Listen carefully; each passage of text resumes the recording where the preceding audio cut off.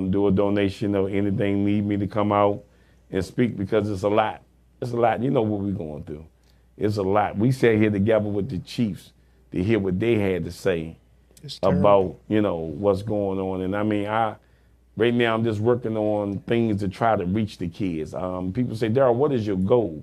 My goal is to have a rec center in my son's name where there's job skills in there. There you go. And these kids that get out of school, instead of them, because they've been taking away rec centers now. They can have a rec center to come in and learn a trade, a skill, because maybe their high school don't do it, or maybe they drop out. But if they from the age of 11 up to 19, they can come into my rec center and get help, get job placements. At all times, I want psychiatrists and therapists on hand. People say, why? Kids going through drama at an early age. Right. They being tortured by probably getting verbally abused by their mother or parents, or just being abused at all. And that's why some of them become bullying. Then we got the bullying. We got a young kid, she was 12 years old, killed herself over in Southeast in a little school. 12 years old. Mm-hmm. What kid want to take their life at 12 years old? How bad could it have been for them? So this is why, even I tell the school today, keep psychiatrists and therapists on hand. They need it. The kids need it. Little boy that killed himself in Chicago, 10 years old. He was being bullied inside the school. They had footage of him being bullied inside the bathroom by some boys. But he went home and took his life, 10 years old. You knew what to do or how to take your life. So this is why I want psychiatrists and therapists on hand at all times at my place. Darryl, yesterday I think I reported some stats from the Center for Disease Control. Mm-hmm. And they said every 40 seconds in America, a person, sometimes a child, takes his life. Every 60 seconds in America, somebody is killed with guns. So with that kind of death going on, small wonder that these kids are becoming imbalanced and they need therapy. So for those people who suggest that we do not need more money in mental health, and I don't know what this president is going on now, but it don't seem like a priority to him. We have to do something. The churches have to step up, and we have to know that our children are hurting. They're seeing all kinds of violence.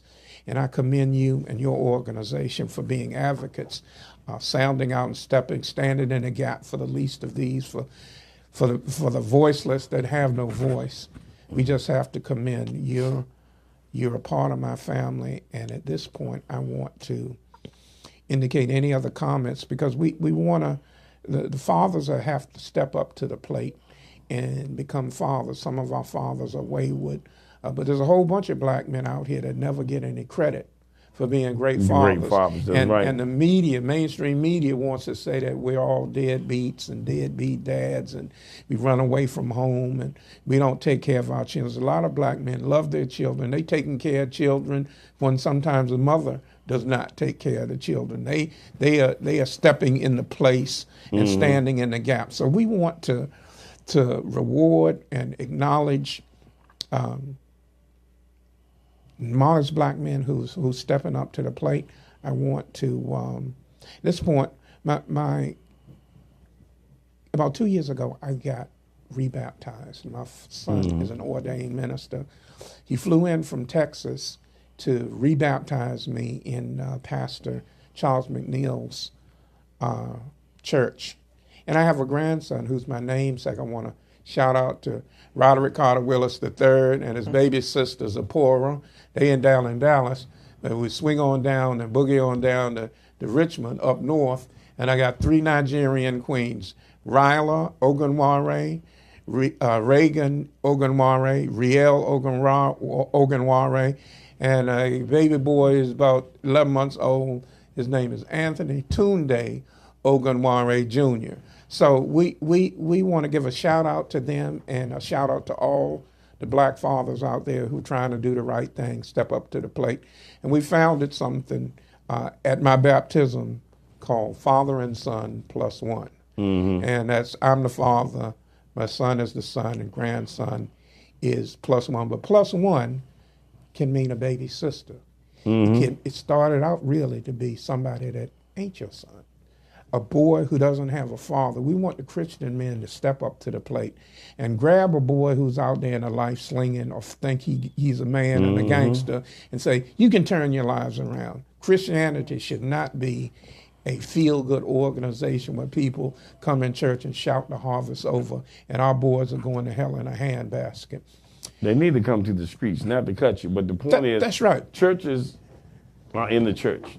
They're in the four walls of the church. And God, as God said, he come to set the captives free. That's right. And to save the unsaved. Preach, brother. And me, as I've been trying to go to church and get my life together, I believe that the ministry is in the streets. That's right. The drug addicts, the alcoholics, all the people that have an issue is down by the wayside. The least of these. When they say that's they right. went to plant, when he threw the seeds to plant the seeds.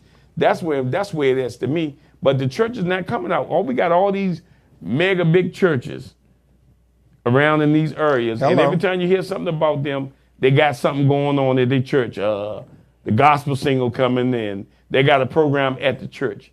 But what happened to going out to the streets? You know, when I went to a church I was going to, Kingdom Covenant Church, Pastor Gloria Easter, we went out every Saturday into the street and minister to people in any area. And I was delivering paper. That. I took books. I had, I had a monthly bookers, daily prayer books, and I took out tracts. And I delivered paper from 12 o'clock at night to 6 o'clock in the morning. Can you imagine the things you see? And I prayed. I stopped to talk to people, and I gave them flyers. But even I felt back in my area. You know, I didn't continue my mission like I should. But God, even like I said, losing my son, God put me back in track. Praise where God. he wanted me to be, and that's what I want to do. We got to come out of there. That's what I'm saying. It ain't going to happen.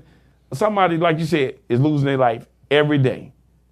3-4 people a day. That's right. Little girls are being missing. Church should be for the saved and for the unsaved. Yeah. And it's incumbent upon us to get out there and reach. I'm reaching out to pastors, and people are not pastors, but Christian men of goodwill to step out and save a black boy who's headed in the wrong direction. That's what Father and Son Plus One is about. We got a short video that my son produced, and we're going to move forward. And I'll encourage you to continue on the discussion because we got to find out why so many guns in the black neighborhood and why we're killing each other.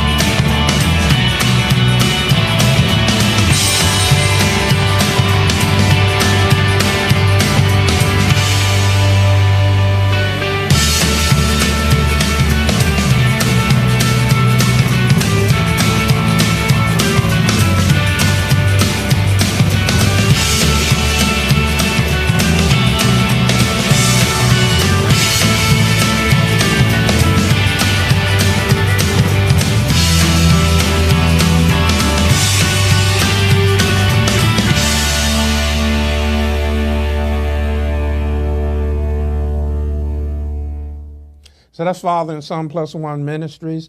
I'm starting out as a committee of one. It's been a slow road, but I periodically ask black men, hey man, would you get rebaptized again and reach out and save one black boy? I don't know if I want to get baptized again. Well, would you dispense with the baptism part and try to save one black boy? Y'all saying they doing all kinds of stuff. Brother Willis, I got to think about it. So everybody's scratching their head and doing a moonwalk. We got to step up and do something, but I like what Brother Harrison is doing. So we're going to move forward. I'm going to keep this ministry, even if it ain't but one a year. If every Christian and black man stepped up to the plate and said, I refuse to let that boy go to jail. I refuse to let him be out there slinging. I refuse and take him under the wing, show him something, take him to church, minister to him, 1 million black Christians can save 1 million black boys. And it don't take no big government program. We don't have to ask Trump for nothing. We can do this out of the Spirit of God. I don't know about you, but this past week has been crazy in the news. We've got a president who's on another mission, another planet somewhere. I don't know about you, but I miss Barack Obama. President Obama was a great president, perhaps one of the great orators of our time, and people will come to know that, like Frederick Douglass and Paul Robeson and Martin Luther King, this brother was a great orator, commander of words, a wordsmith par excellence. And now they dogging him in the press and saying he didn't do nothing. So every day is Black History Day on this show. And so I just want to play a short piece about Obama's last weeks. Rob, before you go there, what I want to say, if he didn't done nothing, then why did everything he did, Trump is trying to undo it? Amen. So if he didn't do nothing, why is he undoing it? That's a good question, brother. So we got to write history because mainstream media is feeding into him that he was a bad man, and he turned an economy around that was in the gutter. And Barack did that by himself with his own brain and intellect and his partners, his posse from Harvard and around the country. So we're going to show you his goodbyes, and every day is Black History Day on News ULM. And this is sort of what his life was like for the last 8 years before he departed. Well,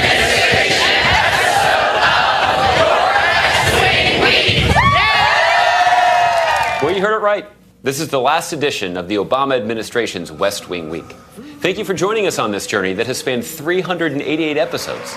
We've genuinely enjoyed showing you everything that's happened here at 1600 Pennsylvania Avenue. Our farewell episode begins in the East Room with the first of many goodbyes, this one with the White House resident staff, who have made the People's House not just a home for the Obama family, but for more visitors than any other president.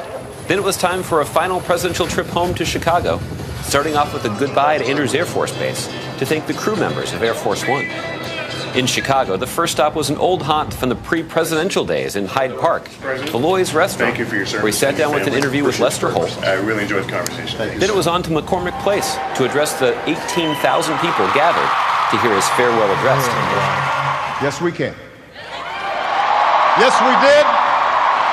Yes, we can. Thank you. God bless you. May God continue to bless the United States of America. Thank you. On a surprisingly balmy Thursday, the president said goodbye and thank you to the men and women of the Uniformed Division of the United States Secret Service. He also said goodbye to the professionals at the newly created U.S. Digital Service, who brought their technical expertise to agencies across the federal government.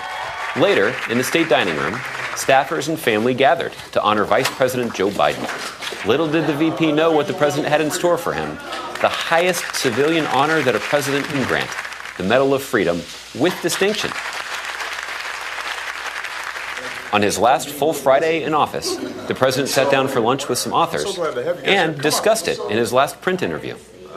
Then the president made history at the very last minute by taping the first weekly address recorded in the Oval Office. This week, On Monday, the president and first lady invited the World Series champion Chicago Cubs to the White House. This team means so much to me personally because it was the team that connected me and my dad.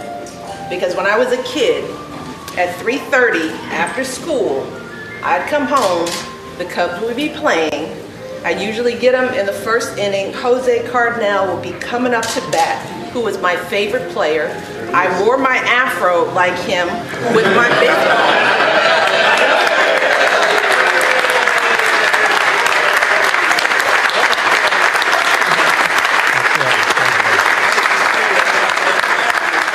Then it was on to their last service project at the Jobs Have Priority Naylor Road Family Shelter, where they pitched in on painting a mural before visiting the new home for the playground they installed outside the Oval Office 8 years ago.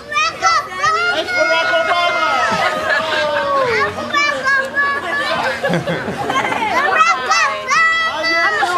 Brings back memories. This is about how big Sasha was when we showed up. This is about this big. Hey!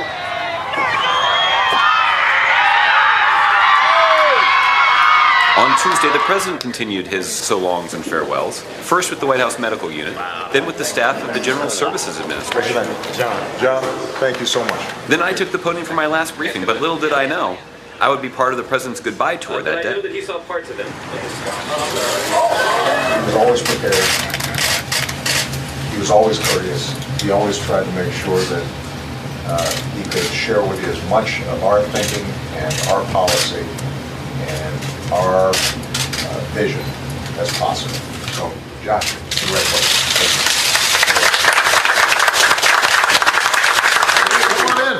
Later, the president hosted officials from the U.S. Mint in the Oval Office. You start realizing the power of these as symbols of who we are and what we're about. Who presented him with 2 medals, and on one the back for each here, term. It says the most single powerful word in our democracy is the word we. You guys picked good quotes. Then from leadership from the National Archives to thank them for their service. And on Wednesday, the last day of our last episode, the very last, the president took to the podium in the Brady Press briefing room for his final news conference. 2 minutes, sir. 2 minutes. That's been 2 minutes. I believe in this country. I believe in the American people. I believe that people are more good than bad.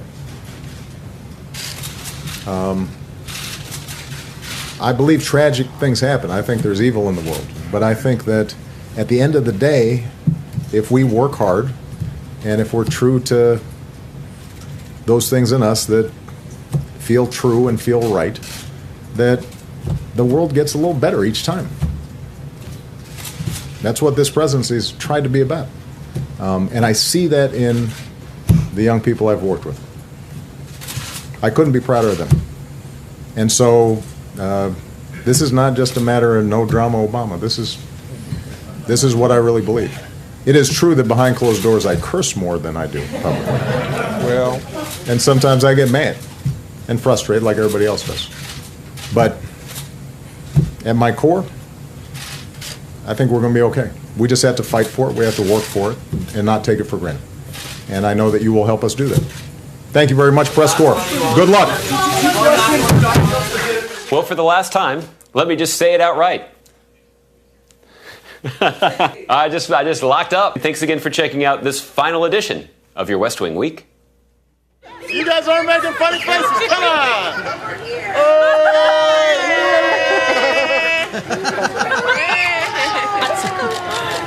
Right. You guys were terrible at making funny faces. Oh, I love it. Like I said, I miss Barack Obama. Yeah, President Obama was a wonderful president, eloquent speaker, statesman. Because the president of the United States is supposed to represent the entire country. When he speaks, the world is supposed to listen. And when Barack Obama stepped up, he commanded a presence. He had something to say. He had a spiritual core. And I miss Barack Obama. Spirit of Barack Obama lives on. We're going to have a music break at this point. I think it's important for everybody to take it upon themselves to do the right thing and not blame anybody else. I think we're going to come up with one of Sly's spin-off records from Little Sisters. Is not that? We coming up with War, I believe is War. Everybody's got a partner that they used to run the streets with. And I had a partner I used to run the streets with. He happened to be my baby brother. So to my baby brother out there, I want to wish you well, Godspeed. I have great memories of us as kids, as young men in our 20s and 30s. And War had a song called Me and Baby Brother. Brother O, Dr. Orion Willis. This song is for you.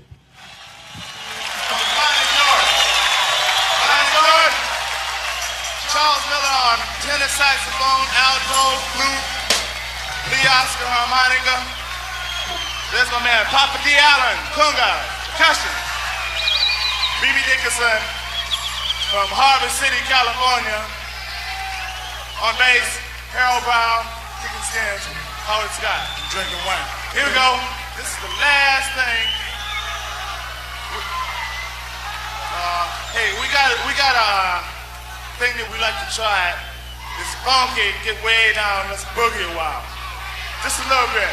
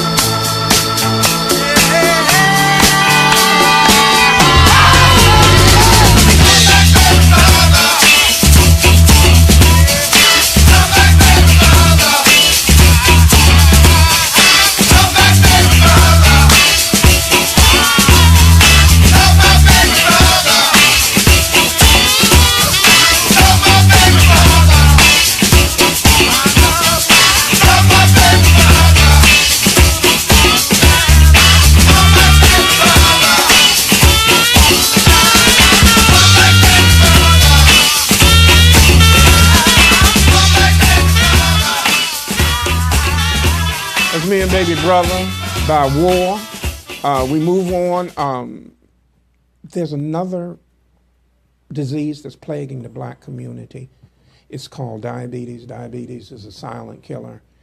And I have in my audience today, my guest is Dr. Marva Herring, DDS. What would a doctor of dentistry be doing on a diabetes show? Well, she's going to tell you.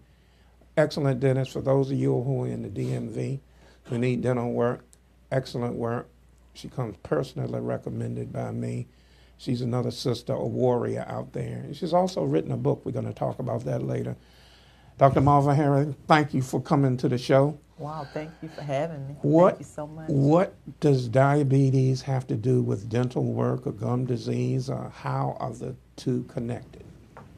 So as we're all aware, diabetes and all health problems are related to the mouth because everything relates as far as what you eat and how it breaks down to nourish your body, formulates your health issues. So many times with diabetes, we don't have a say as to how we eat because type 1 diabetes is something that is, children have diabetes, and then we have adult onset diabetes. So we try to work with individuals to help them formulate a regimen so that they can counteract diabetes and other health issues.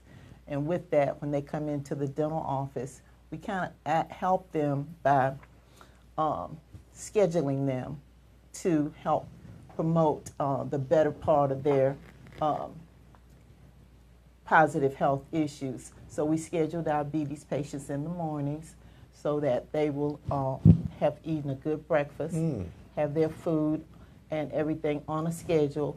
And we also, I help a lot of, well, we are more than just individual healthcare physicians who work on the mouth. We work on the whole body. So when patients come in, sometimes we have to remind them to how to take care of themselves. For instance, yesterday was Friday, so I helped a patient who has seizures. So that patient happened to just start working for me.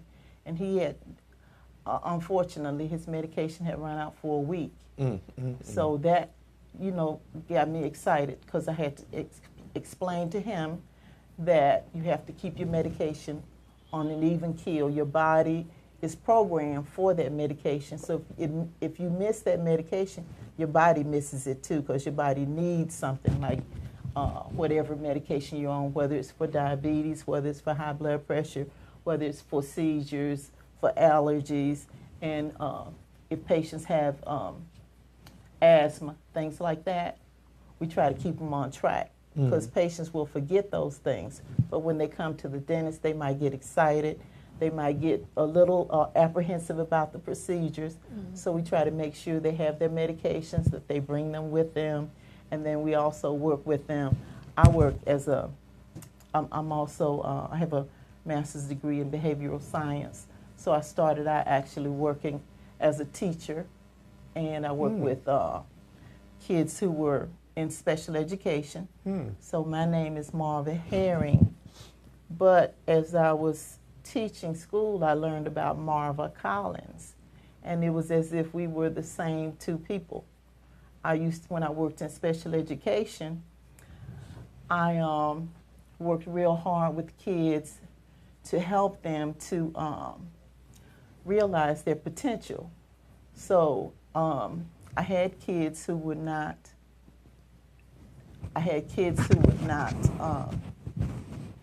who didn't have good self-concepts, who were not positive about themselves, and who thought that they were substandard in every way, especially mentally. Were these our children? Yes. So like Marva Collins, I on my own, I realized that, in talking to kids, I realized that, he's in special ed, but there's nothing wrong with him. He approximates information when you tell him something, and then he can go ahead and factor it out and get a great response. But I noticed that kids would have negative behavior in different situations, so I would put them in a situation where they would be in charge. So if I got up to teach a class and the child was over there acting up, I said, oh my God, I said, I can't get this done by myself. I said, I need some help. And the child that was acting up would look up too and say, I said, yeah. I said, I need some help. I said, can you come over here and help me? So they say, what is a special ed kid supposed to help somebody? So I said, yeah, I need your help. I said, come over here and get this, sit it over there. So as you give children who are used to not being treated as if they're important or as if they're leaders, if you treat them as if they're not leaders or if they can't, get a situation together, then they believe that too. But if you treat them like you can't get this, I can't get it done unless you do this and this and this for me, then they'll come up there and do it for you.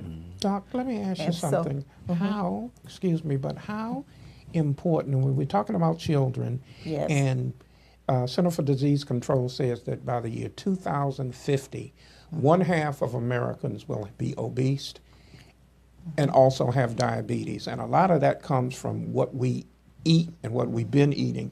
Yes. How important is the food that young children eat, habits towards oral hygiene, and diabetes? How's that all connected towards tooth loss at an early stage for kids? And what can young folk do to try to prevent the onset of diabetes or type 2 diabetes with so much sugar in the processed foods that we eat? Okay. Well, I appreciated how Mrs. Obama has set up her program to include more fruit, vegetables, and items like fresh fruit, fresh vegetables in the inner cities and things like that to help promote good oral health. And everything you eat helps the body as your body breaks it down or metabolizes it. It helps your body to function better and stay in a more healthy format. So that eating habit that Mrs. Obama fostered in trying to get the machines out of the school that had cookies and candy and Coca-Cola. She got them having apples. But sodas, I should say. Coca-Cola is good because all those things have their place. So I'm not saying that those are negative things. I'm just saying for kids, we try to have juices. We try to have milk to strengthen the teeth. Or an apple. Some of them have apples and fruit. That's right. So she brought that into the inner city. So that helped everybody to have fresh fruit and vegetables instead of the processed items that we see in the vending machines. And what we're hopeful is that there's an attempt now to unravel all that the Obamas did. We had a first lady that was gracious, smart, an attorney by trade, elegant, and really loved the people. So we're hopeful that some of her programs stay on track. We have a short video now for those people who don't know the difference between what diabetes is and what type 1, type 2 is. Explain a little bit about it, and then we'll come back and ask you some more questions about oral hygiene, dentistry, diabetes, and what you're doing in the community. Thank you. Diabetes is a disease that occurs when the amount of glucose or blood sugar gets too high. This is glucose, the main source of our body's energy, which comes mostly from the food we eat. Normally, insulin, a hormone made by the pancreas, helps glucose from our food get into our cells to be used for energy. But what happens if we can't produce enough insulin, or we produce none at all? Let's take a look at the pancreas, where insulin is made. With type 1 diabetes, our body's immune system destroys the cells in our pancreas. This means our body can no longer make insulin, and we need to take it daily to live. In type 2 diabetes, either our body doesn't use insulin well, or the pancreas makes some insulin, but not enough to carry sufficient glucose into our cells. Either way, we need to make up the difference by taking insulin or other diabetes medications to control our blood sugar. With either type of diabetes, glucose levels in our blood can get too high, which can lead to health problems, including heart, kidney, nerve, and eye diseases. Though diabetes is serious, it can be managed so it's less likely to cause health problems.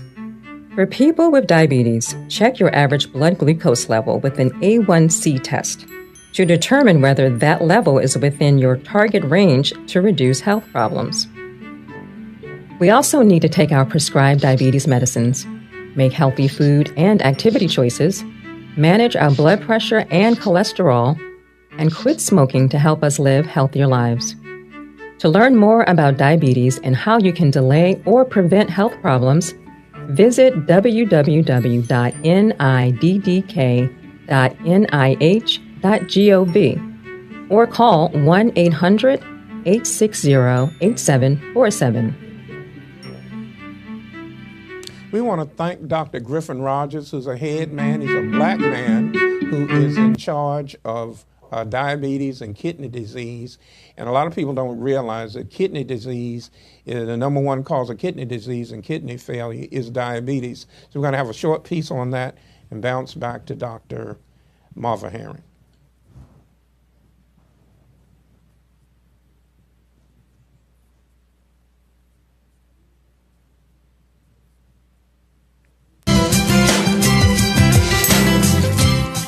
Why is it important for all of us to know the risk factors for kidney disease?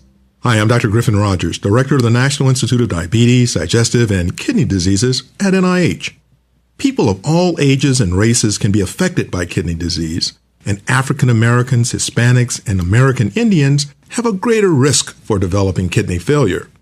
Early kidney disease usually has no symptoms and can lead to kidney failure. And the only way to find out if you have kidney disease is to get tested. So how do you know if you should get tested? You should get tested if you have any of these risk factors for kidney disease: diabetes, high blood pressure, heart disease, or a family history of kidney failure. Talk to your family and friends about these risk factors. You could help them to prevent or delay kidney failure. For more information on kidney disease, follow us on Twitter at Healthy Moments. This is Dr. Griffin Rogers with the NIH.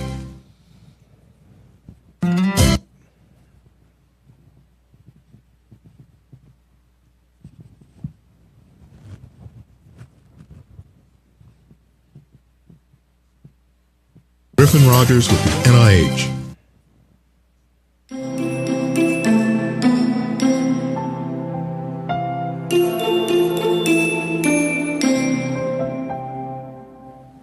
March is National Kidney Month, dedicated to helping others live healthier lives by sharing important information about kidney health. I'm Dr. Griffin Rogers, Director of the National Institute of Diabetes, Digestive, and Kidney Diseases at the National Institutes of Health. This March, all across the country, African American faith communities like yours are hosting Kidney Sunday events to raise awareness about the risk factors for kidney disease and the importance of taking action to keep your kidneys healthy. Today, you'll get important information about kidney health. And if you have diabetes or high blood pressure, I encourage you to take action.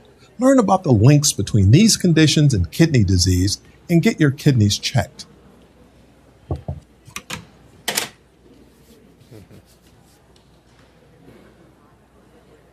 Please share this information with loved ones, and if they have diabetes or high blood pressure, encourage them to get checked too.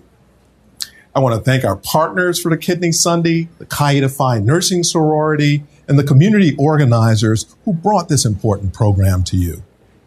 NIDDK supports a wide range of medical research through grants to universities and research institutions nationwide, including scientists who conduct research on kidney disease on a wide range of topics.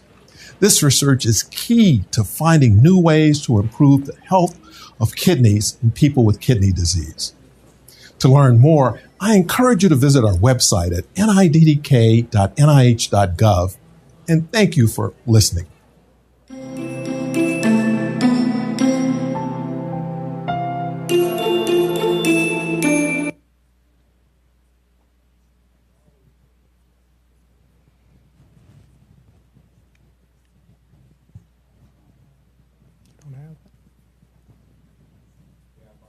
That's okay.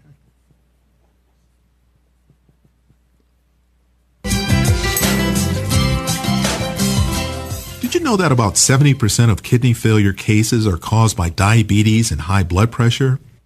Hi, I'm Dr. Griffin Rogers, bringing you healthy moments from the NIH. I'm the director of the National Institute of Diabetes, Digestive, and Kidney Diseases. Other risk factors for kidney disease include being African American or a member of certain other ethnic groups, having heart disease, or having a family history of kidney disease. Now that you know the risk factors, you can help inform friends and family who may be at risk. But how do you do that? Well, download a free Kidney Sundays toolkit. It contains material that you can use to start conversations both inside and outside your faith-based group. For more information and to download free materials, visit our website at nkdep.nih.gov. This is Dr. Griffin Rogers. Join me next week for more healthy moments. We want to thank Dr. Griffin Rogers, a wonderful brother doing research. And he's a head man over at NIH right up the road on diabetes, kidney disease, and the links. He's specifically and intentionally and unashamedly targeting African Americans who are somehow vulnerable to certain disease.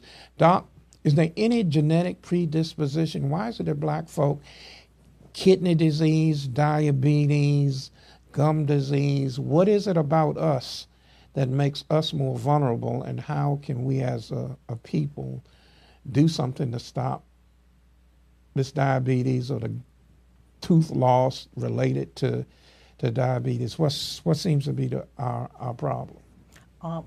Like we said before, the major factor is our diet and exercise. So when we see a patient who comes into the dental clinic, we usually can tell that they we can see things in their mouth because certain diseases are systemic. So that means that disease not only affects the individual as far as naming it from a physical way, it affects the entirety of the systems in the body. So like they were saying about heart disease and kidney disease and high blood pressure and all are interrelated. They're related to how you eat, what you eat, whether you exercise, how you stay on a diet plan. And so with diabetes, they always say the central portion of the body is a factor in trying to stay as slim as you can. Can you, when a person comes in the office, can you sometimes look at them and say, oh, he probably got diabetes or she probably got diabetes? What's the thing that triggers your? When they sit in the chair and we check their teeth, I have had some patients whose diabetes was so out of control until I don't want to make you, feel. I think I can handle it. Go ahead, go for it. They had profuse bleeding when we tried to clean their teeth, things like that. So one man, a while back, a long time ago, he came in and he wanted his teeth cleaned. So his wife was in there too, and we were talking, and there was so much intensity in the hemorrhaging until she just left the room. But I'm that's our job. That's what we do. Sure. Let me ask you this question, Doc. Mm-hmm. What's the connection between diabetes, gum disease, and tooth loss? And why is it that people who are diabetic have gum disease, or does the gum disease trigger the diabetes, or does the diabetes trigger the gum disease, or what's going on? So, like I was saying, it's systemic. So with all that uncontrolled sugar in the body, it breaks down the bone support around the teeth. Then the teeth get very loose, things like that, because the rest of the body cannot function unless there is everything has to work in a symbiotic pattern. Okay. So if you have too much sugar, symbiotic, that's $100 word. Break it down for me and maybe those who don't know what symbiotic means. So when we go into to the physician, the first thing they do is a blood, a complete blood count. Yes, ma'am. For a reason. And then when they do that blood count, it tells how much salt, sodium, all those things Okay. that are in your blood. And then it tells the normal level, and it tells your level, your number.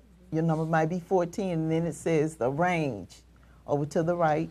So it tells the range, so you can look and see for yourself. If yours is 14 and the range is 7 to 8 or 7 to 10, and you're at 14, then like they do with your cholesterol level. You know, that's something that we all are familiar with. When they tell you your cholesterol level may be 100, then they'll say the norm over there. It might be from 90 to 98.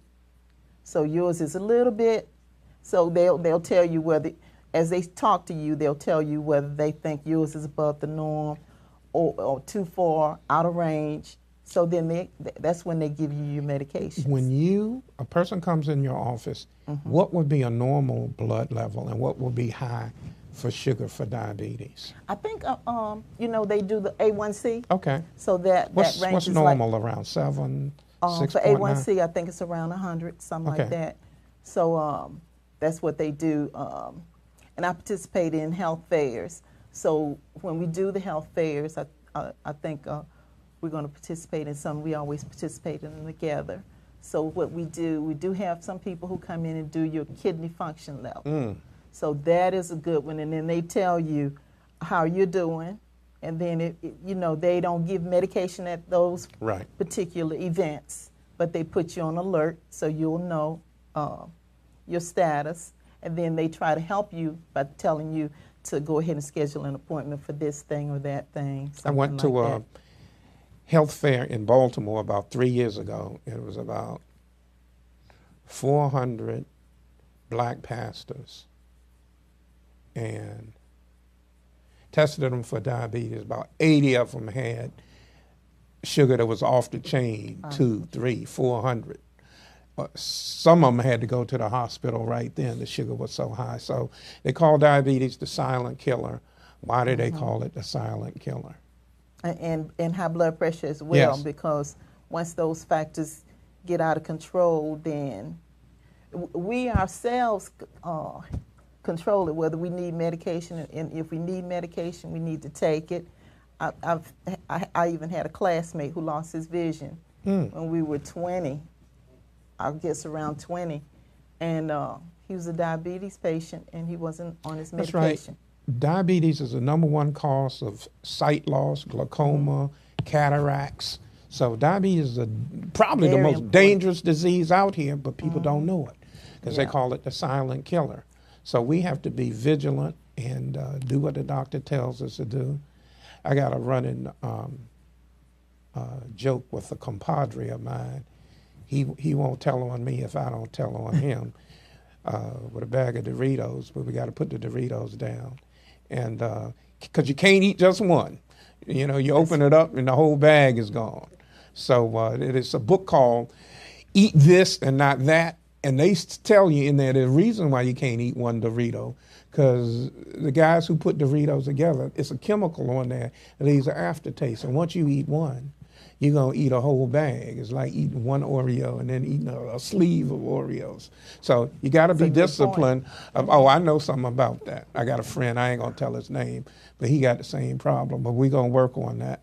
I brought something in here before we finish up with you on diabetes. The engineer who runs this program is a connoisseur of black music, and I brought something in here for him today. Is "Ain't Nobody" by Shaka Khan. Now he's my wife is engineering over here. She's gonna play it, but this is just for you, Brother Ron, since I found out that in another life she was gonna be your wife. That's cute. Shaka Khan and "Ain't Nobody." Hey! Oh yeah.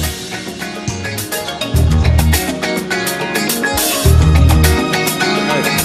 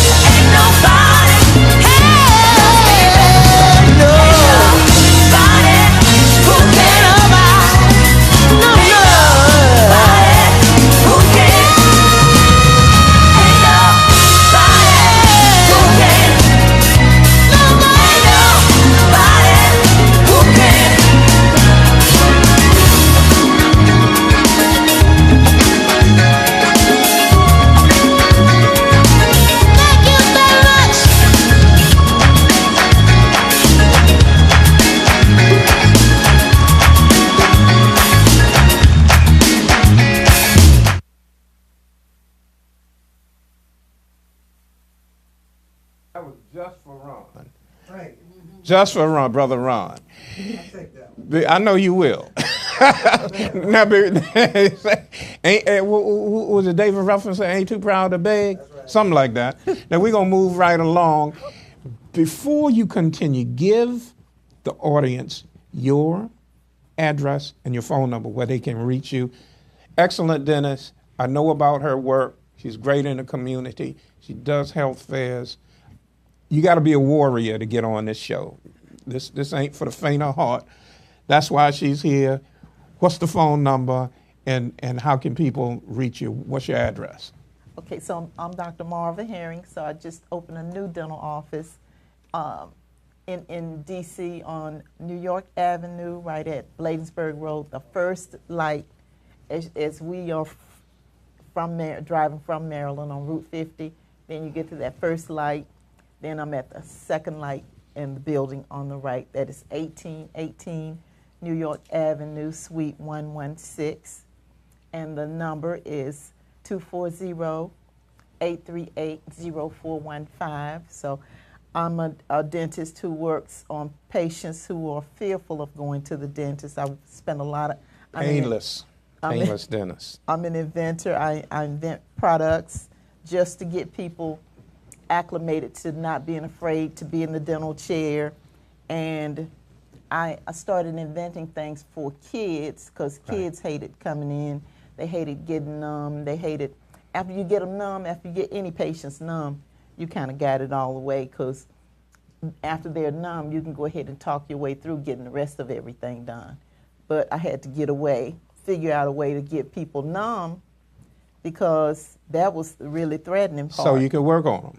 Yep. So as a matter of fact, people say the number one doctor they don't want to go to is a dentist because a dentist represents pain. So this sister's come up with some devices and she practices painless dentistry. Give us that phone number again. 240-838-0415. And like I said, I try to alleviate as many insecurities for patients, especially for children. If I can work on kids, then I know I can do adults. So I use the same procedures that I've devised for kids. I use those on adults too. Give us that phone number again, and after she gives the phone number, we're also blessed to have an author here who's actually written a book. People don't know writing a book is difficult. I've tried. I've written news articles before, but putting on an entire book together is something. She has a book we want to plug. Give us that phone number again and tell us something about this book. This is called The Tuskegee Experience Reloaded. Give us that number again, Doc. Okay, that is 240-838-0415. And I did write a book. I was going through a lot of problems, like the Hairstons. I had a practice in Maryland, and I went through some changes there. Because I'm a black person, and as I started to grow and progress and buy things like a house and a car, then the people in the neighborhood didn't like that. So before I knew it, I basically lost my office because my office was flooded, and let me back up a little bit. I'm a 2-time breast cancer survivor. Praise God. So Praise I'm a God. veteran of the Army and the Air Force. Praise God. So I went to the VA to get treatment because I didn't have insurance. I went to the VA to get treatment when I got cancer the first time, and I was given the runaround so much. You had cancer more than once? Yes, I had started out with cancer in 2001. I detected it myself, and then I had to kind of do, all of us may be familiar with sit-ins, but kids are not. So I noticed when Congress did sit-ins. I'm from the South, I'm from Georgia, so I'm used to doing sit-ins, nonviolent activities as well, to try to accomplish what we need to get done. So I was not given treatment, and I went back to try to get a biopsy. I couldn't get a biopsy, so I refused to leave This is from the VA hospital. This is from the Veterans Administration? The VA hospital here in Washington, D.C. I was a patient. and I couldn't get treatment. And, you know, when you think you have cancer and you're not sure, then you go to the physician, and the physician treats you as if you just coming in because you cut your finger and it needs to heal. When they take that kind of laissez-faire type of attitude, and here I am thinking, you know, how am I going to survive if this is cancer? So I refused to, 2 years after I first came to the VA, to get a diagnosis of my condition. I still didn't have a diagnosis.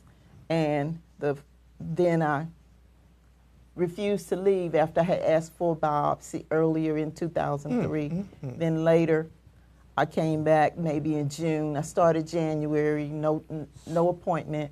Went back June, no appointment. So I told them I wasn't going home until I got an appointment that day. Go ahead, girl. I like that. Got the biopsy July 2003. It was positive for cancer. So I was in a state of shock, you know. The physicians just told me as if, you know, like I said, as if you cut your finger, we're going to go ahead and, I said, oh, gee. Then I couldn't get treatment after that. Here I was, I forced my way into surgery and didn't get surgery. He took me off the table. So I didn't know it. I'm not a physician, I'm a dentist. I didn't know it. I was thinking that since the cancer was encapsulated, and rewind the tape. What does encapsulated mean? It's enclosed in like a capsule, or it's in another organ or in other tissue? In a bulb-like piece of tissue. Okay. To the point wherein, you know, cancer spreads and moves around and tries to dominate other areas of your body, which we call when it metastasizes. Listen. Yeah, so it had not metastasized. Unfortunately, we're running out of time, but how can they get this book? And I want to bring you back, because this is a miraculous so see story. how exciting this book is? I'm right in the middle of it, and already you should be saying, wow. Well, we're going to have to bring you back. So this is my book, The Tuskegee Experience Reloaded, and it discusses my situations, how I overcame, the basic way that I overcame my situation of not being so stressed out about it, and how I forced myself to, I forced people to help me so I could get into treatment, is because I mean, it stressed me out so much until I just had to write a book, because I wrote down what had happened to me, and then still couldn't get any help, so I wrote a book so I wouldn't have to tell people and beat them down and tire them out. Excuse me, but there are other cancer survivors or people who have had other experiences with cancer. That's why it's so important that you get a practitioner that believes in you, because sometimes you go to other people and they treat you like dirt, or they misdiagnose you. And black folk have to, I believe in black doctors, so some people don't, but I do, because a black man or a black woman who's a physician is probably more prone to tell you the truth. They're not going to give you the runaround, and we have to start learning to trust each other. We trust, white folks do all kinds of stuff with us and to us, to our houses, to our cars. But when it comes to health, they sometimes turn a deaf ear, because sometimes they don't know any better. You can't hit a major league fastball if you've never seen one. So I've seen some guys who thought they could hit one, and the ball was by them so fast he couldn't even blink. So I'm a proponent of black doctors using black people using black doctors. I want you to utilize this lady for dentistry, and we're going to have her come back to talk about her cancer survival. And we're probably going to do a whole segment on cancer survivors, because most of these black folk have a story of their own. Give us one more time. What's your dental office? And we're going to end up with Donnie Hathaway.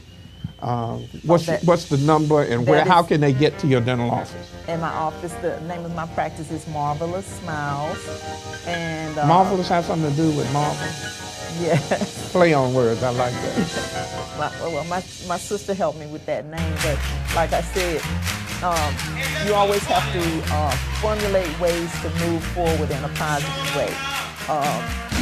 Give us that phone number again and that address. Okay, that is 1818 New York Avenue, Suite 116, And the phone number is 240-838-0415. Before we go out, I want you to flash the Daryl Harrison Victim of Crimes. This is an organization I want y'all to donate money to, because these brothers and this sister are doing things great in the community. They are dealing with pain issues, but they're also doing stuff on a positive note. They're trying to bring change to the gun laws, to try to help people heal. Daryl Harrison Victim of Crimes Foundation, Brother Daryl and Ms. Harrison, I love you guys. Thank you for coming on the show and sharing your message. Thank you to Brother Ron, who was going to marry Shaka Khan, but somebody else beat him to it. Thank you to my wife. Thank you to little Roderick, Carter Willis, the third, his baby sister, Zipporah, Ryla, Reagan, and Riel Ogunwari, the 3 Nigerian queens down in Richmond, and baby Anthony Tunde Ogunwari, alias Boom Boom. Oh yeah, my man Moose, he's in town. Gordon Albert from Lincoln University back in 1968, 69, something like that. He's in town to see the Black History Museum. And Godspeed to you, brother. Give me a call. This is Rod Willis signing out. Peace. Thanks, Doc, for showing up. And we're going to have you back. We want you to be a regular, and give your number again. Shameless plug. Oh, yes, 240-838-0415. Painless Dentistry. Check her out. You'll get your fillings done in no time. It's Donny Hathaway, the live version. Turn up the volume, Brother Ron. We'll check on out.